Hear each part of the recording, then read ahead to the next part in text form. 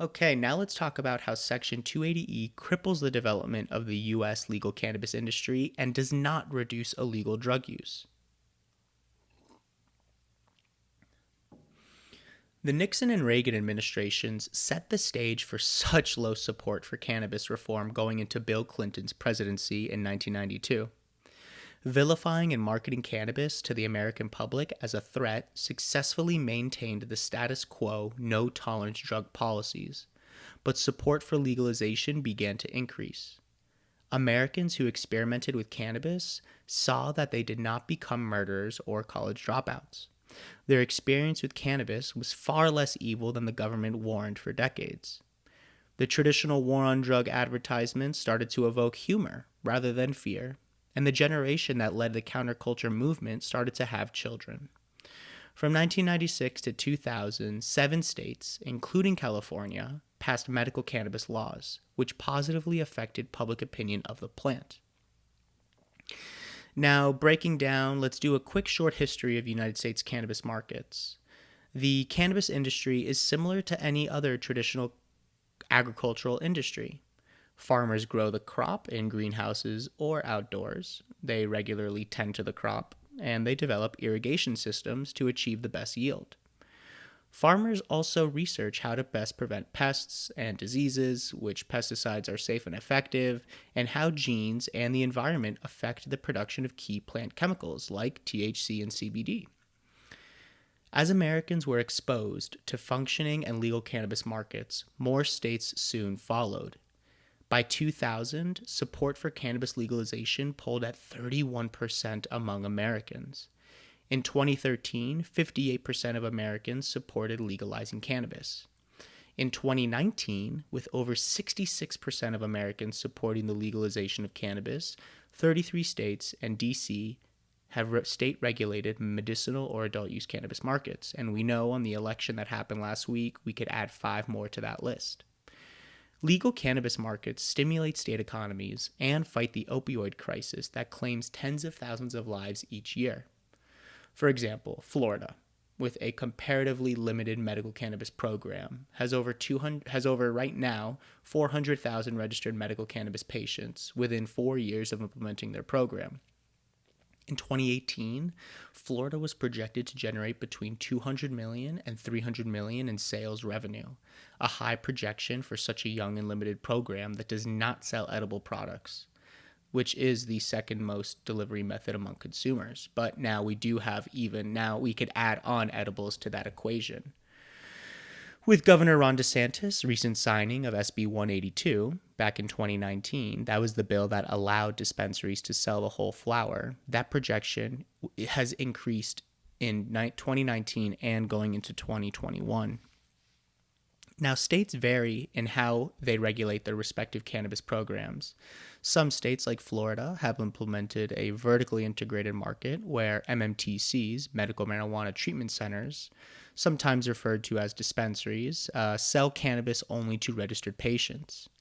Now, we know in a vertically integrated system, a cannabis business must grow, cultivate, process, deliver, and sell cannabis. This all in-house process is coined seed to sale in our industry.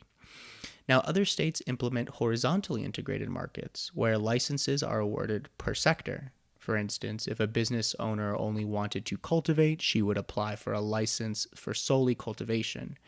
If a business owner wanted to only operate retail stores, she would apply for a license just for retail operations.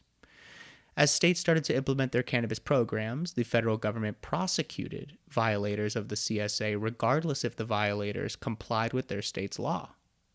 But as public opinion about the plant continued to shift and more states legalized the plant, the Department of Justice, the DOJ, lowered their prosecution priority for state legal cannabis businesses. In 2009, Deputy United States Attorney David Ogden issued the Ogden Memo, which basically announced that the DOJ would not focus their prosecutorial resources to pursue cannabis companies who were in, quote, clear and unambiguous compliance with their state's cannabis laws. In 2011, Deputy United States Attorney James Cole reaffirmed the DOJ's position from the Ogden Memo but reminded cannabis business owners that they're still in violation of the CSA even though they might comply with state law. In 2013, the DOJ, speaking directly to states who wanted to legalize the plant, announced in the 2013 Cole memo that state legislation would only be tolerated if the state provided tight control of the market. After the DOJ issued the 2013 Cole memo, states built their cannabis licensing and taxation regulations to comply with the DOJ's guidelines. States and cannabis business owners are willing to operate under the DOJ guidelines because the memorandums eased relationships between cannabis businesses and ancillary businesses like landlords, municipal governments, and security companies. So here we could see the federal government working hand in hand with business owners to kind of facilitate this market, even with the federal prohibition in place. Now, of course, in 2018, Attorney General Jeff Sessions reintroduced tension and uncertainty amongst cannabis business owners when he rescinded the 2013 Cole memo. In issuing the Sessions memo, Sessions rescinded all guidance on cannabis enforcement, which gave U.S. attorneys full discretion to determine to what extent they should enforce federal law. Ironically, Attorney General Sessions pushed the cannabis conversation forward at the federal level because just 2 months later, Congress added a rider to the DOJ's 2018 budget. Now, this rider countered Attorney Jeff Sessions' rescission of the 2013 Cole memo because the rider forbade the DOJ from spending any of the budget prosecuting medical cannabis dispensaries or patients, thus essentially reviving the ideals of the 2013 Cole memo.